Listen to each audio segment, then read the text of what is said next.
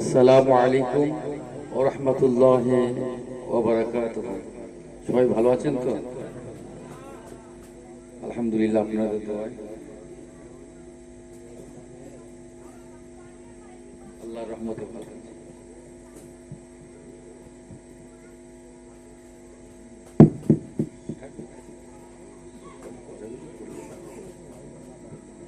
এই থাকি তোমাদের মাইক যে অবস্থা দিকে এসে দেখছি সেখান থেকে ডিস্টার্ব।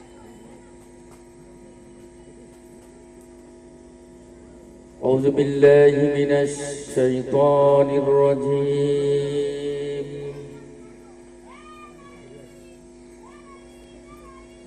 بسم الله الرحمن الرحيم.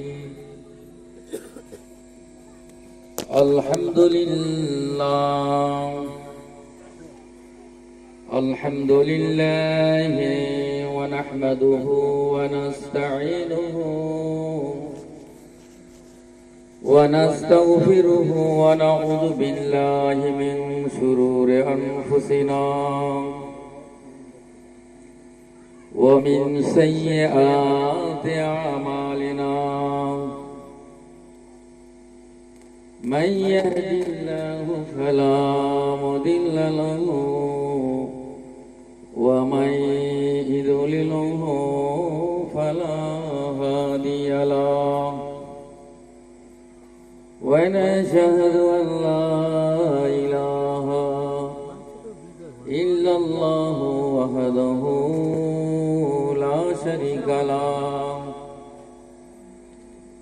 ونشهد أن سيدنا وحبيبنا ومولانا محمدا صلى الله تعالى عليه وسلم عبده ورسوله. فقد قال الله تعالى في كلامه المجيد والفرقان الحميد.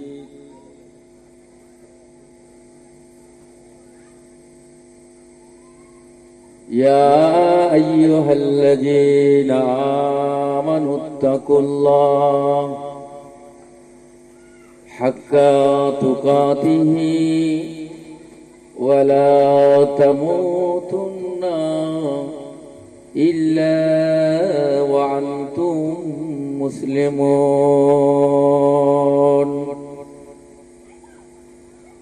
وقال الله تعالى أيضا في كتابه مغفرا وعامرا. بسم الله الرحمن الرحيم. وما أرسلناك إلا رحمة للعالمين. وقال النبي صلى الله تعالى عليه وسلم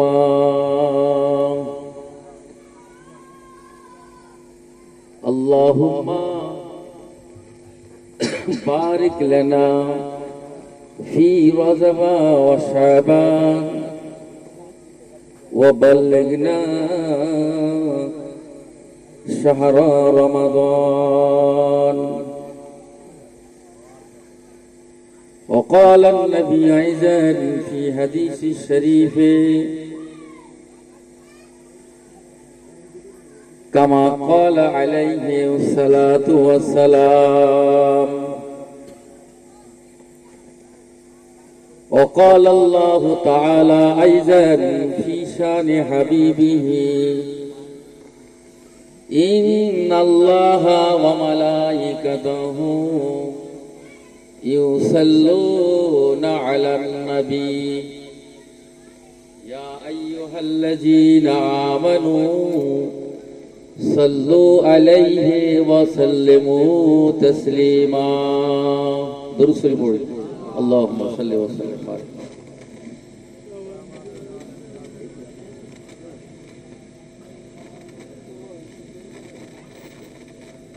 গলা পর্যন্ত খুলবে। আচ্ছা ঠিক আছে।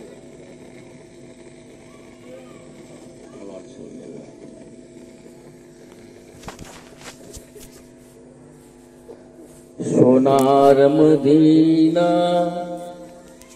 আমার প্রাণের মদিনা, সোনার মদিনা আমার প্রাণের মদিনা। ভুলে যেতে চাইলেও ভোলা যায় না, সোনার মদিনা আমার প্রাণের মদিনা। ভুলে যেতে চাইলেও ভোলা যায় না, সোনার মদিনা আমার প্রাণের মদিনা। মদিনার ওই স্মৃতিগুলি ভাবি বারে বার, কবে আমি দেখা পাবো রোজা তোমার। ওই নবীর ওই মহাবতী হলাম দেওয়ানা, সোনার মদিনা আমার প্রাণের মদিনা। ভুলে যেতে চাইলেও ভোলা যায় না, সোনার মদিনা আমার প্রাণের মদিনা। মদিনার ওই স্মৃতিগুলি ভাবি বারে বার, কবে আমি দেখা পাবো রোজা তোমার। ওই নবীর ওই মহাবতে হলাম দেওয়ানা, সোনার মদিনা আমার প্রাণের মদিনা। ভুলে যেতে চাইলেও ভোলা যায় না, সোনার মদিনা আমার প্রাণের মদিনা। আল্লাহুম্মা, জোরে জোরে মহব্বতের সঙ্গে পড়ি। রহমাতুল লিল আলামিন শফিউল মুকরামিন সাইয়্যিদানা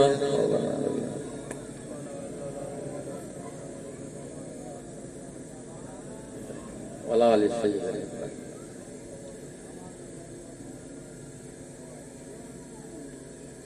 উপস্থিত মুআজ্জাজ মুহতারাম উলামায়ে কিরাম, দিন দরদি, ইসলাম দরদি আমার ভাইরা, যুবকেরা, জওয়ানেরা,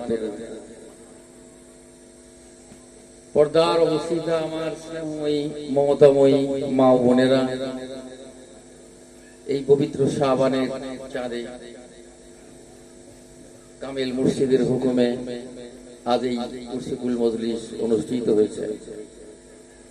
আর আমি কেবল আমার মুর্শিদের আদর রক্ষার্থে আপনাদের সম্মুখে দাঁড়িয়েছি। আমার মধ্যে সে ইলম নেই, আমল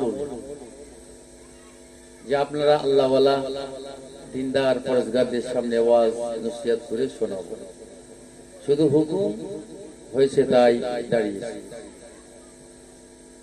মুর্শিদের হুকুম কে তামিল করার উদ্দেশ্যে, যে মহান রব্বুল ইজ্জত ওয়াল জালাল তিনি আমাদেরকে এক সামিয়ানার তলায় বসার সুযোগ করে দিয়েছেন।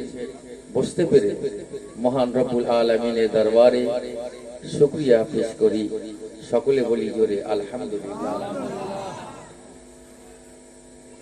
বিশ্ব নবী সরকারে দো আলম হুজুরে পাক সাল্লাল্লাহু আলাইহি ওয়াসাল্লাম যে নবী সৃষ্টি না হতে গোটা কায়নাত আর কুরসি লৌহ কলম বেহেশত দোজখ আসমান জমিন চাঁদ সিরাজ কিছুই সৃষ্টি হতো না।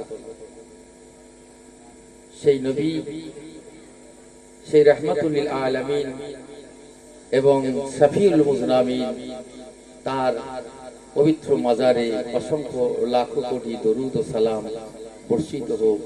সকলে বলি সাল্লাল্লাহু আলাইহি ওয়াসাল্লাম। আমার ভাই সাহেব, যে আল্লাহ রাব্বুল আলামিন আমাদেরকে বড় ভালোবেসে পছন্দ করে, যে আমাদেরকে সুস্থ রেখে যে এই পবিত্র মজলিসে যে আমরা উপস্থিত হতে পেরেছি, কারণ যদি লক্ষ্য করে দেখা যায় কত হসপিটাল, কত নার্সিং হোমে কত মানুষ বেটে কাটতে থাকে, মুমূর্ষ অবস্থা, বিমারে, অসুস্থতায় তারা দিন অতিবাহিত করছে। আল্লাহ আমাদেরকে সুস্থ রেখেছেন, এর জন্য আরেকবার আল্লাহ রব্বুল আলামিনের দরবারে শুকরিয়া জ্ঞাপন করি। আলহামদুলিল্লাহ। একটু জোরে হবে। সমস্ত প্রশংসা হবে কার? জোরে বলুন। আল্লাহ, যিনি আমাদের সৃষ্টি করেছেন, পয়দা করেছেন,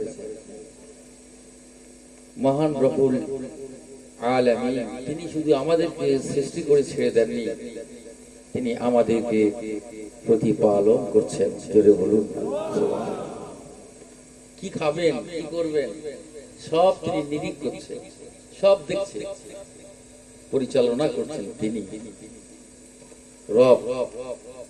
এই জন্য আমাদের বিশ্বাস রাখতে হবে, আল্লাহর প্রতি বিশ্বাস রাখো, যে রব, যিনি আমাদেরকে রিজিকের ব্যবস্থা করছেন, দুনিয়ার যা কিছু প্রয়োজন, সবকিছু যা কিছু ঘটবে, তিনি সব নিয়ন্ত্রণ করছেন রব্বুল আলামিন। জোরে হবে সুবহানাল্লাহ।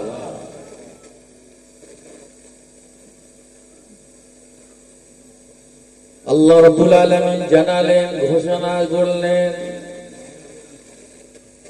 কোরআনে কারীমে জানিয়ে দিলেন, ওয়ামা খালাকতুল জিন্না ওয়াল ইনসা ইল্লা লিয়াবুদুন। এই জিন সম্প্রদায়, এই ইনসান সম্প্রদায় আমি আল্লাহ সৃষ্টি করেছি কেবলমাত্র আমার দাসত্ব করবে, আমার গোলামি করবে, আমার ইবাদত করবে। এছাড়া অন্য কোন উদ্দেশ্যে আমি আল্লাহ বানাইনি।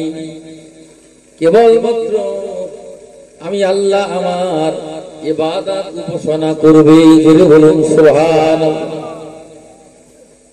সেই ইবাদত আমরা করছি কত মানুষ বলুন? মসজিদে আযান হলো, কটা লোক মসজিদে যায় জামাতে নামাজ পড়ছি। আল্লাহর ভয় আমাদের আছে? আল্লাহর ডর ভয় আমাদের চলে যাচ্ছে। দুনিয়ার চিন্তা ভাবনা আমরা বিভোর হয়ে, মায়া মমতায়, দুনিয়ার চিন্তা ভাবনায় আমাদেরকে পাগল করে দিবে। কিন্তু আল্লাহর ডাকে সারা আমরা কতজন মানুষ বলুন? আল্লাহ তাই বললেন, ইয়া আইয়ুহাল্লাযীনা আমানুত্তাকুল্লাহ, হে ঈমানওয়ালা বিশ্বাসী বান্দাগণ, যারা নাকি আমার প্রতি ঈমান এনেছো, বিশ্বাস স্থাপন করেছো, আল্লাহকে ভয় করো, ভয় করার মতো ভয় করো। শুধু মুখে বললে হবে না, ভয় করার মতো ভয় করো। আর তোমরা মরো না, মরণ বরণ করো না, যতক্ষণ না প্রকৃত মুমিন মুসলমান না হতে পারবে। জোরে বলুন সুবহান। এই জন্য মুসলমান না হয়ে মরে দেখো একবার, আল্লাহ কেন বলছে এটা, কত কষ্ট। আল্লাহর প্রকৃত ভয় করার মতো ভয় করে তবে না হয়। আমরা মুখে বলি এটা, কিন্তু ভয় করে করবে, হ্যাঁ। কিন্তু আল্লাহ বললেন যে ভয় করার মতো ভয় করো, আর তোমরা মরণ বরণ করো না প্রকৃত মুমিন মুসলমান না হলে। তার মানে আমার আপনাকে ইমানদার হয়ে মুমিন মুসলমান হয়ে মৃত্যুবরণ করতে আল্লাহর নির্দেশ হয়েছে। জোরে বলুন। এরকম একটা পাক মজলিস এই যে আজকে মাজালিসুল কোরআনী বা মাজালিসুল্লাহ, যেটা কোরআনী মজলিস, সেটা হলো আমার আল্লাহর মজলিস। তো এই মজলিসটা এর দুনিয়ার কোন মর্জি নয়, এটা এই যে ভাববেন, এই মজলিসের এর গুরুত্ব, এর শান, এর মান একটু আলাদা। এই মজলিসে যারা বসবে আল্লাহ পাক তাদের সগীরা এবং কবিরা গুনাহ আল্লাহ মাফ করে দিয়ে দেবে। আল্লাহ রাসূল বলেছেন এই দুনিয়ার বুকে একটা জান্নাতের বেহেশতের বাগান, রিয়াজুল জান্নাত, এই বেহেশতের বাগান যেখানে কোরআন সুন্নাহবাদী আল্লাহ আল্লাহ রাসূলের কথাবার্তা আলাপ আলোচনা হয়, জিকিরের মজলিস হয়, সারা শরিয়তের কথা আলাপ আলোচনা হয়। ওই জায়গাটা হলো বেহেশতের বাগান। আর একবার বলে বলুন সুবহানাল্লাহ। আজকে আমরা এখানে বসেছি, বেহেশতের হাওয়া, খুশবু, ঘ্রাণ, কালকে কিন্তু এই জায়গাটা আর পাবেন না। যদি অস্বীকার করেন ঈমান চলে যাবে। আমার রাসূল বলেছেন আমার ঘর, আমার হুজরা শরীফ থেকে, আমার ঘর, আমার হুজরা শরীফের মাঝখানে যে খালি জায়গাটা পড়ে আছে, সাহাবীরা জেনে নাও ওটা হলো দুনিয়ার জান্নাত, রিয়াজুল জান্নাত। জোরে বলুন সুবহানাল্লাহ। আর পৃথিবী দুনিয়ার বুকে যে জায়গাটা আল্লাহ আল্লাহ রাসূলের কথাবার্তা আলাপ আলোচনা হয়, জেনে নিও ওই জায়গাটা কোনো সাধারণ জলসা নয়, কোনো মজলিস নয়, ওই জায়গাটা হলো রিয়াজুল জান্নাত। এই জন্য জান্নাতে যদি যেতে চান, এই জান্নাতের বাগানে বসে ফল খেতে চান, ঘ্রাণ নিতে চান, পবিত্র অবস্থায় এই মজলিসে যারা উপস্থিত হয়ে বসে পড়বে, সোহবতে সালে তোরা সালে কুনান, সোহবতে তালে তোরা তালে কুনান। সৎসঙ্গে তার জান্নাতের বাস হবে, স্বর্গবাস হয়। ভালো মানুষের সঙ্গে থাকলে সে যেমন ভালো মানুষও হয়। চোর গাঁজাখোরের সঙ্গে চললে সে গাঁজাখোর হবে, মদখোরের সঙ্গে চললে মদখোর হবে। আর যদি একজন নেককার আল্লাহওয়ালা আল্লাহর ওলির মজলিসে যদি বসে থাকে, সে আল্লাহর ওলি তৈরি হয়ে যাবে। হুজুরুল্লাহ বলেন এ দরবার ওলি বানাবার কারখানা। সুবহানাল্লাহ। দুনিয়ার কারখানা ঘটি বাড়ি তৈরি হয়, মুর্শিদা সাবর সিং রহমাতুল্লাহ বলতেন। আর আল্লাহর ওলির দরবারে আল্লাহর ওলি তৈরিবার কারখানা, আল্লাহর ওলি তৈরি হয়। যদি বলুন এই জন্য দিন ইমানকে মজবুত করতে হলে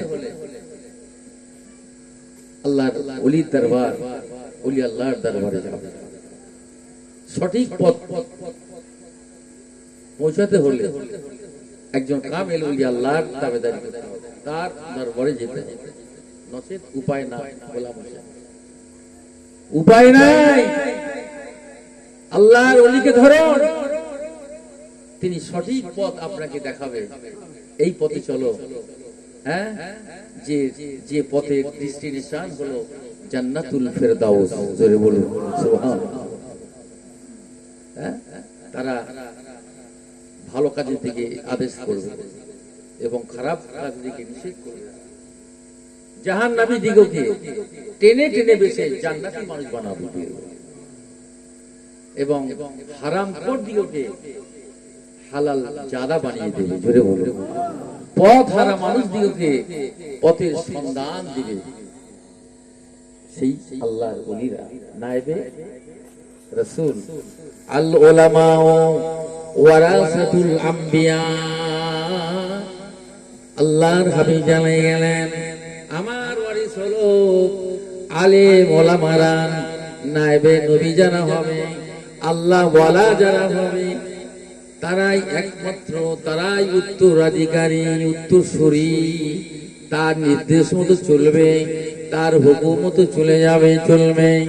অবশ্যই আল্লাহ নবী বলেছেন, যারা আমি নবী রাসূলুল্লাহ আমাকে ভালোবাসবে,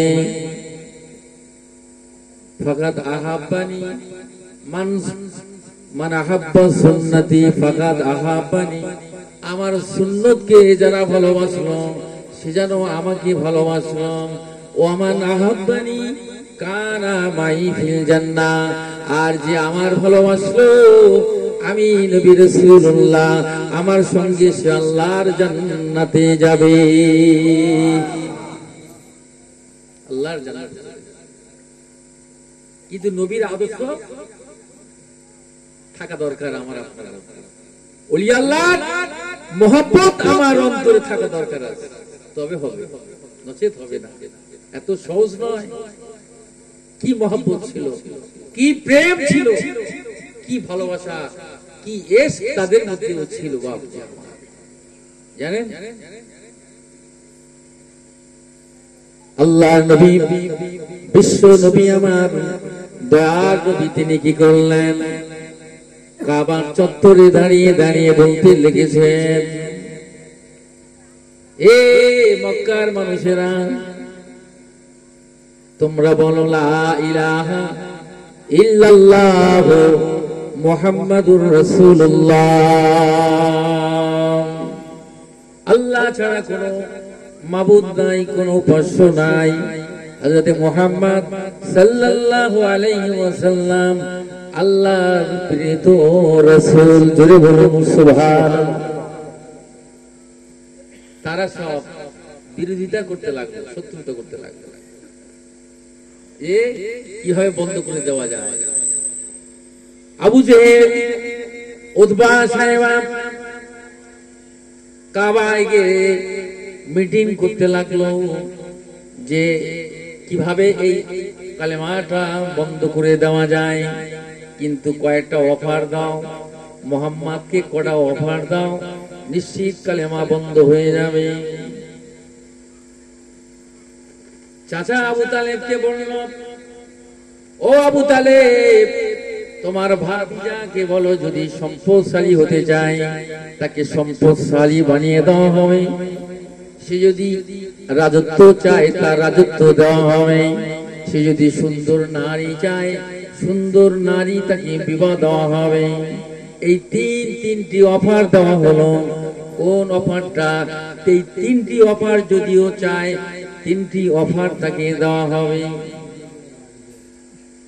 আবু তালেব মুস্কি হাসা হেসে ভাতিজাকে বলে, ভাতিজারে তিনটি অফার ছেড়ে দেওয়া যাবে না। সুন্দর নারী যদি বিবাহ করতে চাও তোমার বিবাহ দেওয়া হবে, সম্পদশালী হতে চাও সম্পদশালী বানিয়ে দেওয়া হবে, তুমি রাজ্যের যদি তুমি সিংহাসন চাও রাজত্ব চাও রাজত্ব তোমার দেওয়া হবে, তুমি কোনটা চাও বলো বলো। ওই সময় আল্লাহর নবী বলেছিলেন, আল্লাহর হাবিব বলেছিলেন, ও চাচা আসমানের সূর্য যদি আমার ডান হাতে যদি সূর্যটা এনে দাও, আর আমার বাম হাতে যদি চন্দ্রটা এনে দাও, আমি নবী মুহাম্মদ রাসূলুল্লাহ এই কালেমার দাওয়াত বন্ধ করতে পারবো না। জোরে বলুন। আমার ভাই জানে না, কিন্তু কি অবস্থা দেখা গেল। আবু তালেব বলেন, ও ভাতিজা রে, বুড়ো বয়সে আমি আর মার খাবো? তোর জন্য আমার মার খেতে হবে, আমার বয়স হয়ে গেছে। কিন্তু বাবা, কিন্তু শর্ত হলো কলেমা তোকে ছাড়তে হবে বাবা। যদি করোনা না ছাড়ো, আমি বুড়ো বয়সে আর মার খেতে পারবো না। তুই আমার ঘর ছেড়ে চলে যা রে বাবা। আমার নবী, আপনার নবী, দুজাহানের বাদশাহ হুজুরে পাক সাল্লাল্লাহু আলাইহি ওয়াসাল্লাম তিনি ঝরঝর করে চোখের পানি ঝরতে লাগলেন, কাঁদতে লাগলেন, রোনাজারি করতে লাগলেন। ও চাচা যান, আমার আব্বা নাই, আম্মাও নেই, আমি এতিম, আমি ঘর ছেড়ে চলে যেতে বলছে। ঠিক আছে, আমি চলে যেতে আছি। এই না বলে আল্লাহ নবী ঘর ছেড়ে যখন বার হতে লাগলেন, ওই সময় আবু তালেব বললেন, বাবা ভাতিজা রে, মুহাম্মদ, না রে না, আর তোর যেতে হবে না।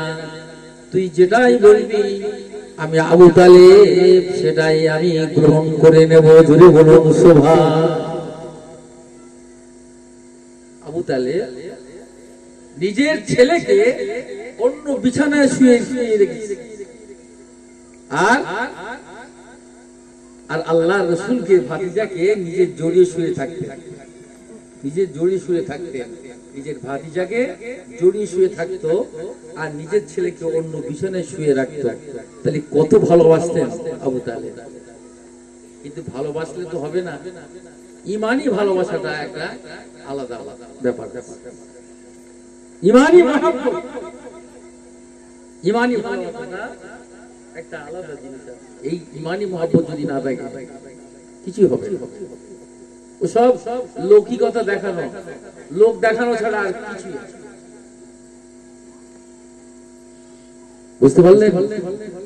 আল্লাহর রাসূলকে যে ভালোবেসেছে, আল্লাহর হাবিবকে ভালোবেসেছে, সাহাবী কিরাম, তাবে তাবিঈন, আউলিয়া কিরাম, তারা কত ভালোবেসেছে। আল্লাহর নবী মক্কা ছেড়ে চলে যাবেন, মদিনায় হিজরত করবেন। আল্লাহর হুকুম হয়ে গেল, জিবরাইল যাও, চলে যাও। এই মুহূর্তে আমার হাবিবকে বলো মক্কা ছেড়ে চলে যেতে। আল্লাহ নবী একদিন হযরতে আবু বকরকে বললেন, বাবা আবু বকর, প্রস্তুতি নিও বাবা, তৈরি থেকে, হয়তো একদিন মক্কা ছেড়ে আমাদের বেরিয়ে যেতে হবে বাবা। কোন দিনে, কোন সময় হুজুর বলেননি, বলেন নাই, কিন্তু দেখা যায় একদিন হঠাৎ আল্লাহ রাসূল গভীর রাত্রে হযরতে আবু বকরের দরজায় গিয়ে একবার নক করলেন। সাথে সাথে হযরতে আবু বকর সিদ্দিকের ঘর দরজাটা খুলে যায়। আল্লাহ রাসূল বলে, আবু বকর, তুমি কি করে বুঝলে আমি তোমার ঘরে আজকে এই গভীর রাতে আজকে আসবে? তুমি কি করে জানলে? বলে, ইয়া রাসূলুল্লাহ, ইয়া হাবিবাল্লাহ, দয়ার নবী গো, আজ থেকে আপনি 6 মাস আগে আপনি আমাকে ইঙ্গিত দিয়েছিলেন, আমি আবু বকর, আমার ঘুম নাই, কিছু মাত্র খাওয়া খেয়ে আমি বিছানায় পিঠ লাগাই না। ইয়া রাসূলুল্লাহ, ইয়া হাবিবাল্লাহ, হুজুর গো, আজকে আমি দরজার বাল আর আমার পিঠটা আমি দাঁড়িয়ে ওই আপনার পিঠটা দরজার উপরে ফিট করে দাঁড়িয়ে দাঁড়িয়ে দাঁড়িয়ে দাঁড়িয়ে ঘুমাতাম। জোরে বলুন সুবহান আল্লাহ। কি মহব্বত! যদি একবারের মাথায় যদি দ্বিতীয়বার যদি ডাকেন, কাফেররা তো বুঝতে পেরে যাবে আমার রাসূলের উপরে অত্যাচার করবে, আক্রমণ করবে। এই মহব্বত, এই মহব্বতে, এই ভালোবাসায় হুজুর কি করলেন? তিনি বিছানায় পিঠ দিলেননি, তিনি সেই দাঁড়িয়ে দাঁড়িয়ে দরজার উপরে পিঠ লাগিয়ে ঘুমাতেন। একটু জোরে হবে? আরে পিছনে যারা আছে একটু জোরে বলেন না। মহব্বত কাকে বলে? হ্যাঁ, আল্লাহ রাসূল বলছে, আবু বকর তুমি কি করে বুঝতে পারলে আজকে আমি আসবো?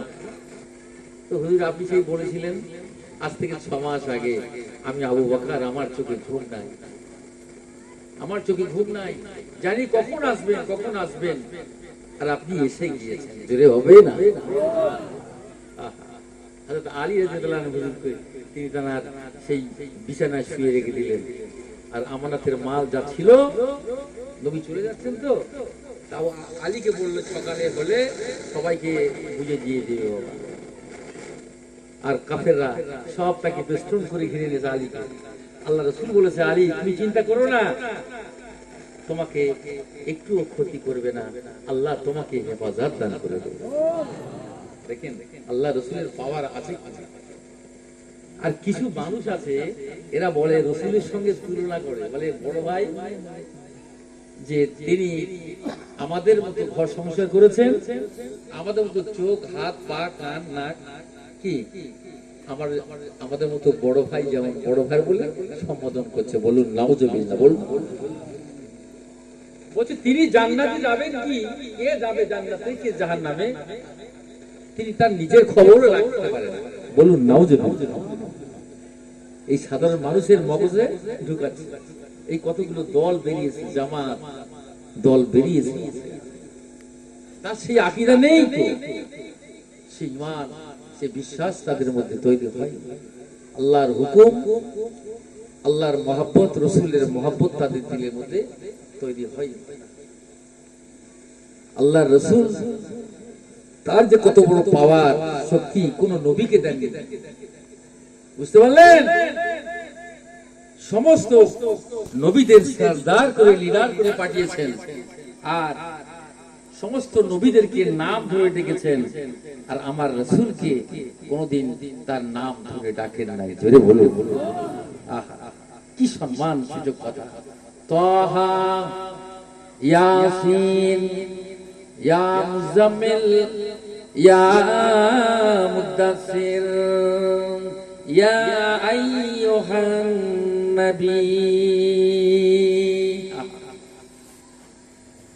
ইয়া আদম, ইয়া ইব্রাহিম, ইয়া মুসা, ইয়া ঈসা, ইয়া ইলিয়াসা, সমস্ত নবীর নাম ধরে ডেকেছে, কিন্তু আমার আল্লাহ কোনদিন আমার নবীকে হাবিবকে নাম ধরে ডাকে নাই। ওরাফানা লাকা যিকরাক, আমার আল্লাহ তাআলা নবীকে কত সম্মান মর্যাদা আল্লাহ পাক দান করেছে। জোরে বলুন সুবহানাল্লাহ। গুপ্ত মূসা در خدا در عرض ای کوہ طور، گفت موسیٰ در خدا در کوہ طور، گفت محمد در خدا در عرش نور। জোরে হবে না? মুসা আলাইহিস সালাম তুর পাড়ে গেলেন আল্লাহর সঙ্গে কথা বলতে, আর তুর পাহাড় গেছে জ্বলে পুড়ে, আর আমার আপনার নবী সশরীরে আরশে আজিমে আমার আল্লাহ তাআলা ডাইরেক্ট মেরাজ করলেন। জোরে বলুন সুবহানাল্লাহ। মুসা বললেন যে আল্লাহ আমি একবার তোমাকে দেখবো। আল্লাহ রব্বি আরিনি, আল্লাহ আমাকে একবার দেখা দাও, দেখা দাও। লান্দারানি, না মুসা না, তুমি আমাকে দেখতে পাবে না। ও মুসা, ঠিক আছে, তুমি আমাকে দেখবে 70,000 পর্দার ভিতর দিয়ে, 70,000 পর্দার ভিতর দিয়ে একটা পর্দা, ওই একটা পর্দাকে 70,000 ভাগ করলে, একটা সূচের ছিদ্রকে 70,000 ভাগ করলে এক ভাগটা আমি আল্লাহ তাআলা একটা নূর আমি তোর পাড়ে ছেড়েছি, তার জন্য তোর পাটা পুরে ভস্মীভূত হয়ে গিয়েছে। ও মুসা, তুমিও পুড়ে যেতে, তুমিও চলে যেতে, তুমিও চাকনাচুর হয়ে যেতে, কিন্তু না না, তোমার পাশিরায়, তোমার কপালে আমার নূরে মোহাব্বতী ছিল বলে, জোরে বলুন, তুমি অজ্ঞান হয়েছে বটে, কিন্তু আগুন স্পর্শ করে নাই, এই কারণে আমার হাবিবের নূর তোমার কপালে ছিল। এই জোরে হবে। আচ্ছা, মুসা আসলাম কবে আসলো? তার আগে আমার 2500 বছর আগে আমার রাসূলকে তার আগে আসছে আজিমি তৈরি করে রেখেছেন। জোরে বলুন আল্লাহ। জিবরাইল আলাইহিস সালাম আসলো আল্লাহর নবীর কাছে এসে সালাতু সালাম জানাচ্ছেন, আসসালাতু আসসালামু আলাইকা ইয়া রাসূলুল্লাহ। দরজা ধরে এই লক করলেন, নক করলেন, কিন্তু আল্লাহর নবী হযরত ফাতেমা রাদিয়াল্লাহু তাআলা আনহা বাপ বেটি ঘরে কক্ষে আরাম করছে, আর তিনি মাথার ধারে বসে আছেন। ফাতেমা ফাতেমা তা দরজা যখন খা দিল, ফাতেমা বলছে কে?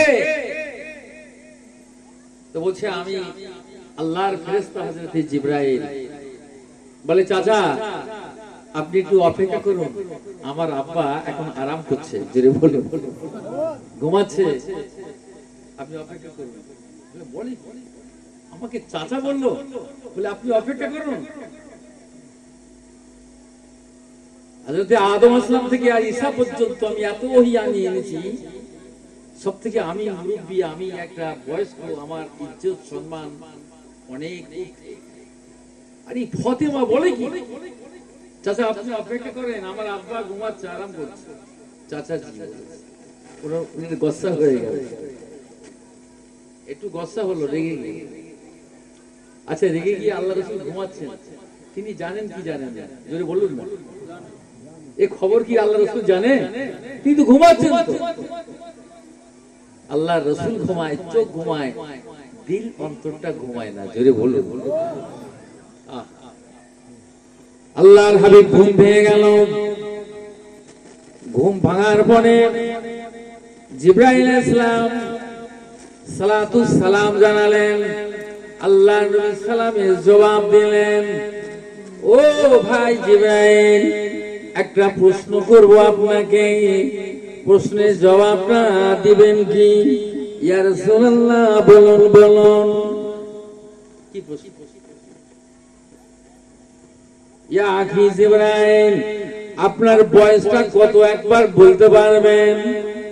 না না না ইয়া রাসূলুল্লাহ, আমি বলতে পারবো না, তবে একটা কথা আমি আপনাকে বলতে পারবো, আপনি চিন্তা ভাবনা করে নেবেন, তাহলে আপনি বুঝতে পারবেন আমার বয়সটা কত। কি কি? ইয়া রাসূলুল্লাহ, চৌটা আসমানে একটা নক্ষত্র উদিত হয়, একটা লাল তারা দেখা যেত। আমি জিবরাইল আলাইহিস সালাম 70 বছর পরে একবার করে দেখতাম, আবার বিরোধী, আবার একবার দেখতাম, আবার 70 বছর বিরোধী, আবার একবার দেখতাম, আবার 70 বছর বিরোধী, এইরকম করে করে ৭২,০০০ বার ওই নক্ষত্রটা আমি জিবরাইল দেখেছি। হুজুর আপনি এবার অঙ্ক করুন, হিসাব করুন, আমার বয়স কত? আল্লাহ রাসূল মুসকি হাসা হাসলেন, হেসে ফেললেন। আল্লাহ নবী মুসকি হাসা হাসলেন, মুসকি হেসে বলছে, ভাই জিবরাইল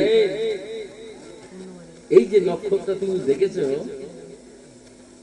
আমি তো খুশি হলাম, দেখেছেন তো, ঠিক আছে, কিন্তু ওই যে নক্ষত্রটা 70,000 বছর আবার বিরতি, 70,000 বছর আবার বিরতি, এই 72,000 বার তুমি দেখেছো, তা এটাই অন্য কেউ নয়, ওটাই হলো আমি নূরে মোহাম্মদী ছিলাম। একটু জোরে হবে না? চিন্তা করতে পারেন, জিবরাইল সাহেব তো অবাক হয়ে গেল, বলি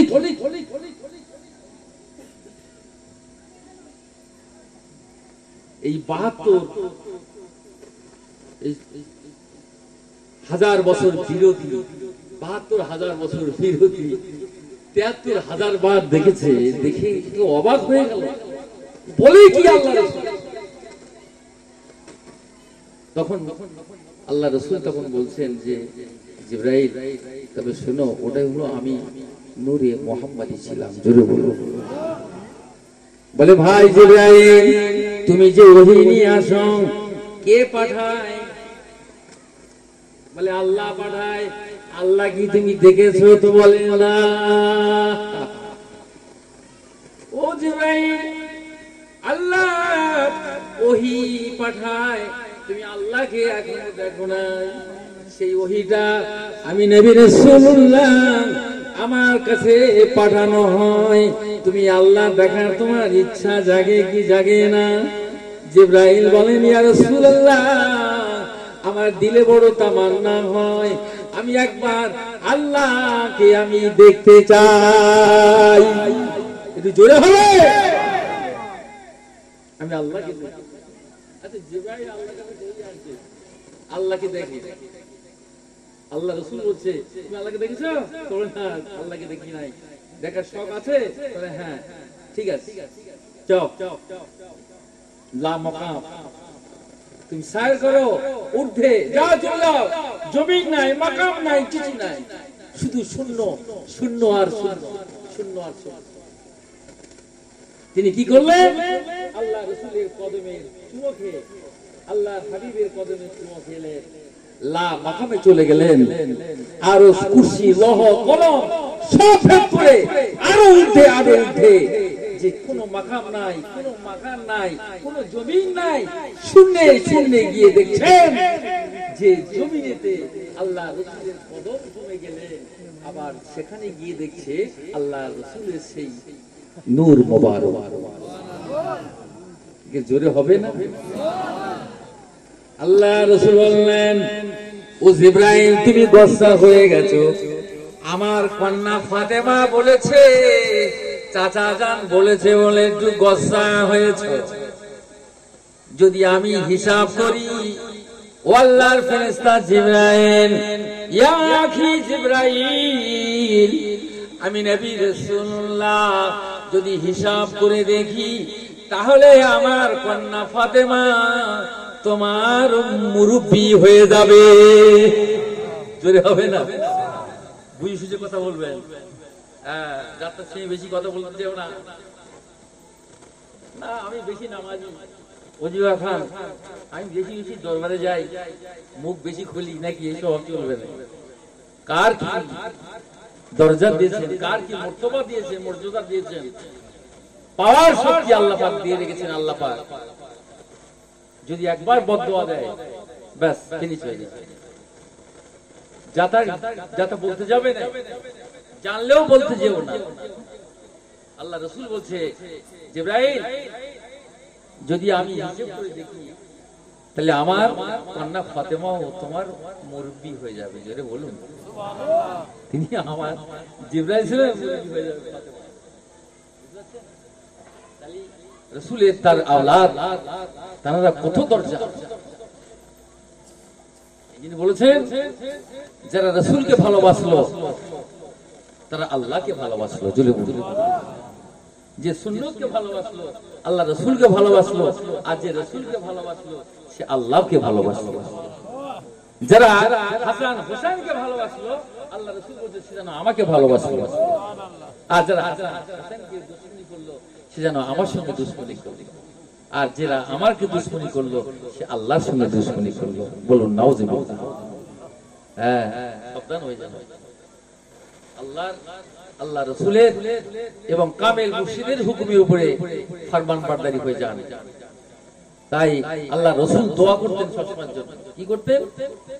যে আল্লাহুম্মা বারিক লানা ফি রাজাবা, যে আল্লাহ তুমি আমার এই রজবে কি বরকত দান করো, ও শাবান ও বাল্লিগনা শাহরা রমাদান, আল্লাহ এবং আমি রমজান পর্যন্ত আল্লাহ তুমি আমাকে পৌঁছিয়ে দিও। জোরে বলুন। এই রজবে শাবানে বেশি বেশি আল্লাহ রাসূল ইবাদত করতেন, বন্দেগী করতেন। আল্লাহ নবী হযরত ঈসা আলাইহিস সালাম রাস্তা দিয়ে যাচ্ছে, পাহাড়ের ভিতর দিয়ে তিনি এমন একটা পাথর দেখতে পেলেন, এত সাফি সাফি, এত সুন্দর পাথর, সাদা ধবধবে পাথর জীবনে কোনোদিন দেখেন নাই। আল্লাহ নবী ঈসা আলাইহিস সালাম অবাক হয়ে গেলেন।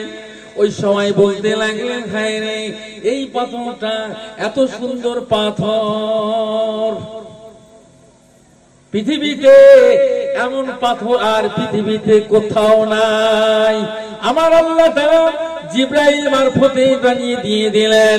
এই জিবরাইল মুসা আলাইহিস সালামকে গিয়ে বলো, ও আল্লাহ নবী মুসা, আপনি পাথর দেখে শুধু আশ্চর্য হয়ে যাবেন না, আপনার যে হাতে আশাবাড়ি আছে, আপনার হাতে যে আশাবাড়ি আছে, আপনার হাতে যে লাঠিটা আছে, ওই পাথরটা একবার আঘাত করুন, আঘাত করুন। আল্লাহর ফেরেশতা জিবরাইল ইসলাম বলার সাথে জানে আল্লাহ নবী হযরত ঈসা আলাইহিস সালাম আশাবাড়ি দিয়ে ওই পাথরটা এমন করে আঘাত করলেন। জোরে বলুন সুবহান। পাথরটা দুভাগ হয়ে গেল। এত সুন্দর পাথর, পৃথিবীতে এরকম পাথর নেই। আর সেই পাথরকে আঘাত করতে বলছে আমার আল্লাহ জিবরাইল ইসলাম মারফতে। তিনি আশাবাড়িতে মারলেন, দুটো ভাগ হয়ে গেল। ये देखते লাগলেন ওই পাথরের ভিতরে একটা মুরব্বি বসে আছে, একটা তাসবিহ ওয়ালা নিয়ে আল্লাহর ইবাদত করতে লাগলেন এবং নবীর প্রতি সালাতু সালাম পড়তে লাগলেন, দরুদ পড়তে লাগলেন। হযরত ঈসা আলাইহিস সালাম অবাক হয়ে গেল, হায় রে, এই পাথরের ভিতরে দিয়ে কি করে অক্সিজেন পায়, পাথরের ভিতরে কেমন করে আল্লাহ ওয়ালা আল্লাহর আশিক বান্দা এই পাথরের ভিতর দিয়ে আল্লাহর ইবাদত করে, আর তার সামনেতে আঙ্গুরের ফল, থোকা থোকা আঙ্গুরের ফলও দেখা যায়। জোরে বলুন না সুবহানাল্লাহ। এই পাথরের ভিতরে অক্সিজেন কেমন করে বেজে থাকে। ও ভাই জিবরাইল, কেমন করে মানুষটা বেঁচে রয়েছে বা কতদিন কেমন কতদিন ধরে আল্লাহর ইবাদত করছে।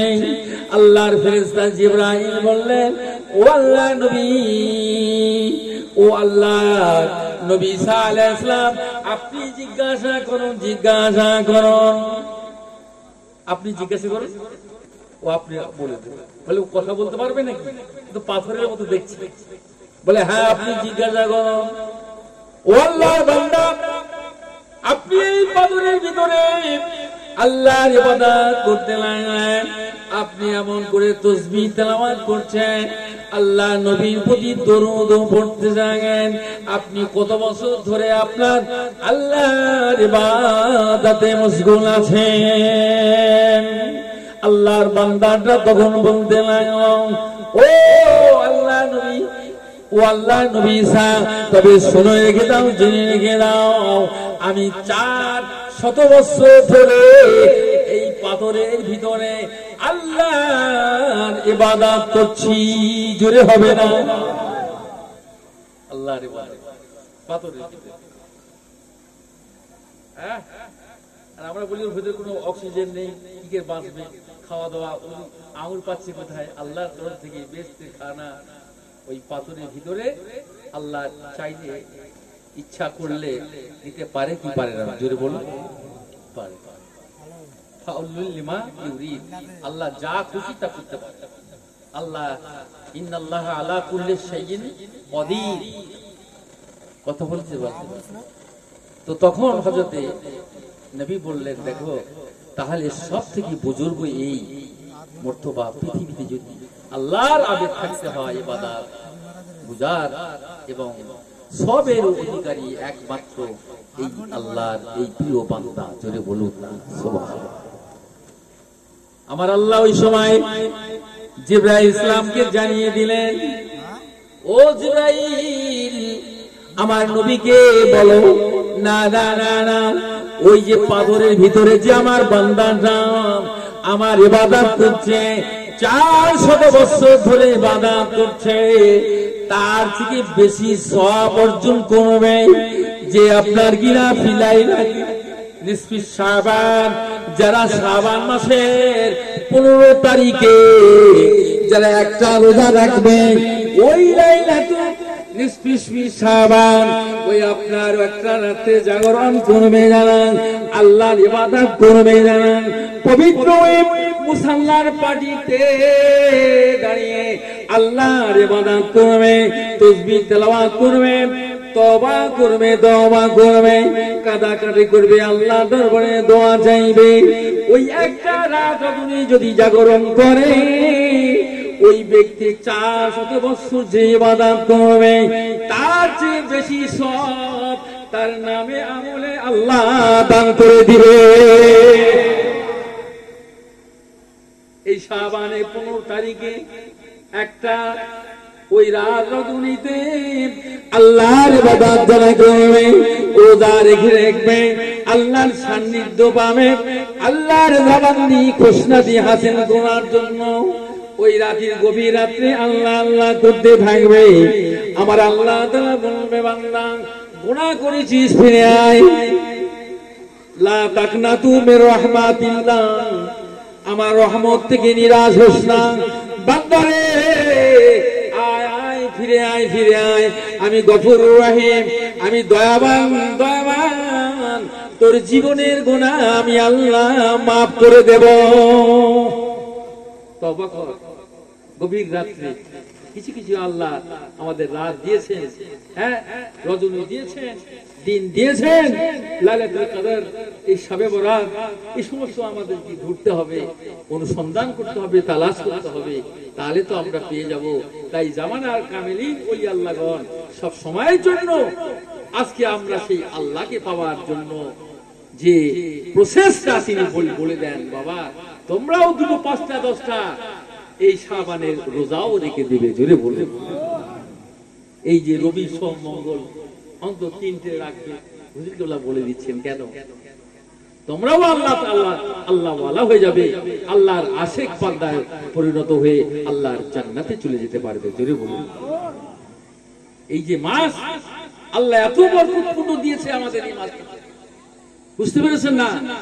এরপরে যে রমজান আসছে, আল্লাহ আমাদের এই ইবাদত করেও আবার আমাদেরকে আল্লাহ তুমি মাহে রমজান পর্যন্ত পৌঁছে দিও। অর্থাৎ মাহে রমজানের পুরোটা 30টা রোজা আল্লাহ আমাদের রাখার মতো তৌফিক দিও। এই তো দোয়া করতে হবে আমাদের। বুঝিগুলা বলে নিয়ত করতে হবে না বাবা, নিয়তটা করো। আসলে আমরা সেই নিয়ত করতে পারি, করি। এই যে নিয়ত শিখতে হবে, নিয়ত না করলে কখনই হবে না।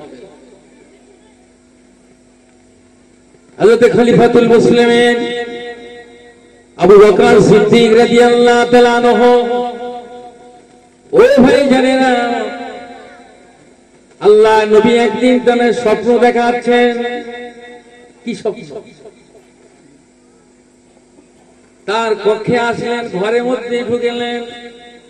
হযরতে আবু বকর মাথায় হাত না দিয়ে কপালে চুম্বন দিয়ে বলতে লেগেলেন, বাবা আবু বকর, আমি একা একা আর কতদিন থাকবো, ভালো লাগছে না।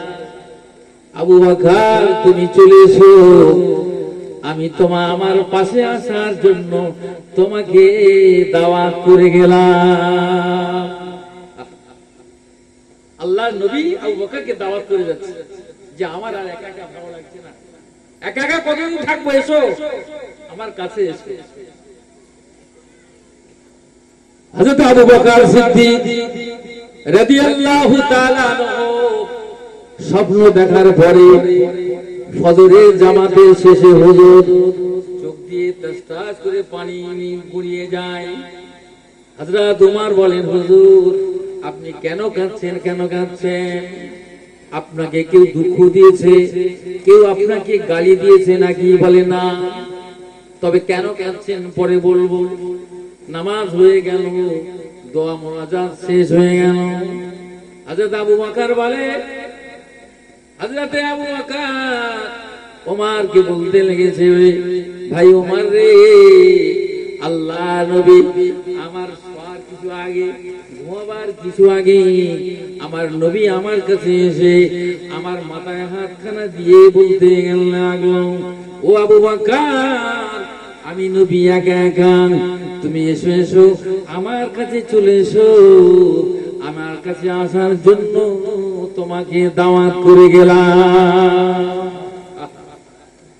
তাই আবু বকর রোনাদারি করছে, চোখের পানি ফেলতে লেগেছে, কিন্তু মরণের কি ভয়ে কি আল্লাহর নবী সাহাবী হযরতে খলিফাতুল মুসলিমিন তিনি কাঁদছেন কি মৃত্যুর ভয়ে কাঁদেন নাই, তিনি আল্লাহর নবীর কাছে যাওয়ার জন্য কাঁদছেন। জোরে বলুন কি মহব্বত। আর দুনিয়ার মানুষ বলে যে তোমার মৃত্যু হবে কাল, সে তো মরে যাবে, সে কেঁদে কেঁদে মরে যাবে, হায় হায় কিছু করা গেল না, আমি চলে যাব। আর তেনারা ওমরকে বলছে, ওমর এখন আজরাইল কেন আসছে না? আল্লাহ রাসূল আমাকে দাওয়াত দিয়েছে, আমি তো চলে যাব, এখনো কেন আসছে না? ধীরে বলুন। হযরত আবু বকর রাদিয়াল্লাহু তাআলা আনহু ওমরকে বলতে লেগেছে, হাই ওমর, ওমর শুনে নাও আমার ওসিয়াতটা, আমার মরণের পরেতে আমার জানাজাটা তুমি করবে, খবরদার। ওসিয়াত করে গেল, আমার জানাজাটা ওমর তুমি যা পড়ে দেবে, খবরদার। ও ওসমান শোনো শোনো, আমার ওসিয়াত হলো আমার কাফনটা তুমি পরিয়ে দেবে বাবা, খবরদার। এ আলী শোনো শোনো শোনো, আমার গোসলটা তুমি নিজ হাতে দিবে। জুড়ে বলুন। হযরত আলী বলেন, ইয়া রাসূলুল্লাহ, হাবিবাল্লাহ, ও আল্লাহর নবী সাহাবী আবু বকর, এতগুলো মুরব্বি থাকতে আমি আলী আপনাকে গোসল কেমনে দেব? তো বলছে, না আলী, তুমি নিজে হাতে আল্লাহ রাসূল ইন্তেকালের বারে আল্লাহ নবীর গোসল তুমি দিয়েছিলে, আল্লাহ রাসূলের জিসম মুবারক তোমার হাতে স্পর্শিত হয়ে তোমার হাতটা আল্লাহর কাছে বড় দামি হয়ে গিয়েছে, এই জন্য তুমি আমার গোসলটা দিবে। বুঝতে পারলেন? তিনি বলে যাচ্ছে সব। আর বলছে, এই ওমর আলী আমার জানাজাটা পড়ে আল্লাহ রাসূলের মাজার কাছে রেখে বলবে, সালাতু সালাম জানিয়ে ইয়া রাসূলুল্লাহ, আবু বকর তো নাই, কোথায় কবর দেব আপনি বলুন একটু। আল্লাহ রাসূল যদি বলে হ্যাঁ এখানে নিয়ে এসো, তবে নিয়ে আসবে, দেবে। আর যদি বলছে না, কোনো উত্তর না আসে, তাহলে দিবে না। জানাজা হয়ে গেল, এবার নিয়ে গেলেন আল্লাহ রাসূলের মাজার মুকাদ্দাসে, নিয়ে সেখানে রাখলেন। সালাতু সালাম জানিয়ে বলছে, ইয়া রাসূলুল্লাহ, ইয়া হাবিবাল্লাহ, আপনার যৌবনের সঙ্গী, আপনার বার্ধক্যের সঙ্গী, গারে সওয়ারের সঙ্গী, আপনার হিজরতের সঙ্গী আবু বকর দুনিয়ায় নাই, ইন্তেকাল হয়ে গিয়েছে। হুজুর গো, একটু অনুমতি দেন, আবু বকরের কবরটা কোন জায়গায় দেব?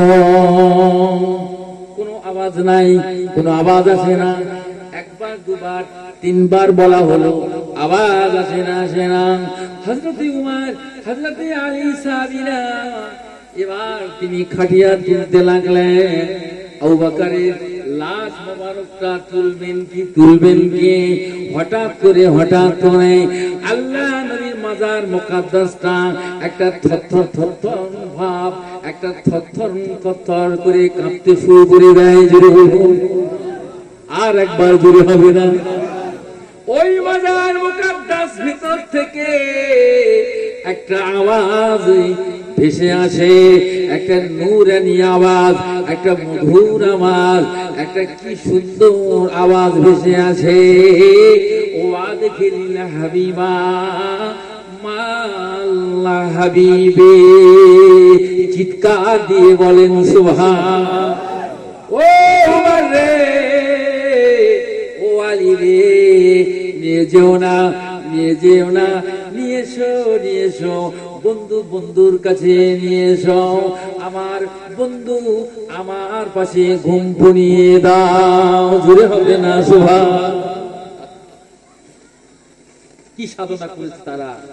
আজকে আল্লাহ রাসূলের পাশে আছে আবু বকর, তিনি জনম জনম আরাম করছে। জোরে বলুন। ওমর ফারুক রাদিয়াল্লাহু তাআলা তিনিও আরাম করছেন। মানুষ যে নিয়তটা করবে তবে তো সেই পাবে। আজকে দেখুন, আমি যে কথা বলছিলাম যে বর্তমান গদ্দিনীশীল মৌজুদা মাস্টার সাহেব দামাত বারাকাতুহু আলিয়া হুজুর কত বড় আল্লাহর ওলি করেছেন।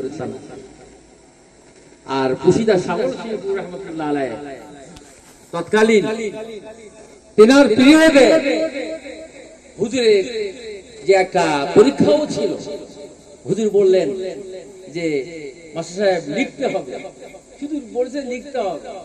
তখন এইসব পীর ভাই পীর বোনদের সব চিঠি লিখে পাঠাতো, আর হুজুর লিখতেন তার হাতের লেখা এত সুন্দর যেন টাইপ হেরে যাবে। তা হুজুর ভালোবাসতেন তো, হাতটা নিয়ে বলতেন মাস্টার আপনার এই হাতে এত হাতের লেখা, এই হাতের লেখা এত সুন্দর হাতের লেখা। হুজুর বলতেন, আর হুজুর বললেন লিখতে হবে তো লিখতেই হবে। তো হুজুর খাতা কলম নিয়ে বসিয়ে দিলেন, বুঝলেন তো। 12টা বেজে গেল, 1টা বেজে গেল, 1:30, 2টো, 2:30টা, 3টের কাছাকাছি হুজুর পর্দা সরিয়ে দেখছেন যে মাস্টার সাহেব দামাত বারাকাতুহু আলিয়া হুজুর খাতা কলম নিয়ে বসে রয়েছে। জোরে বলুন। এ মাস্টার সাহেব কি ব্যাপার? তাহলে হুজুর আপনি বলেছেন লিখতে বলেছেন, তাই আমি বসে রয়েছি। জোরে বলুন।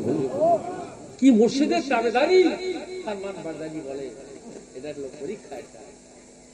এই যে ত্যাগ, এই যে সাধনা, তার দ্বারাই তো তিনি সুলতানুল আরিফিনের দরজা লাভ করেছেন। এটি জোরে হবে না? তিনি সুলতানুল আরিফের দরজা লাভ করেছেন। চাটিখানি কথা নয়, এটা সাধনা। এ পরীক্ষাও দিতে হয়েছে হুজুরের। আর পুশিদা হুজুর কেবলার কত কেরামতি শেষ করা যাবে। হুজুরকে বললেন, তিনি বাড়িতে রয়েছেন, ডাকলেন চলে আসুন, চিঠি লিখতে হবে, সব নানান রকম কাজ আছে।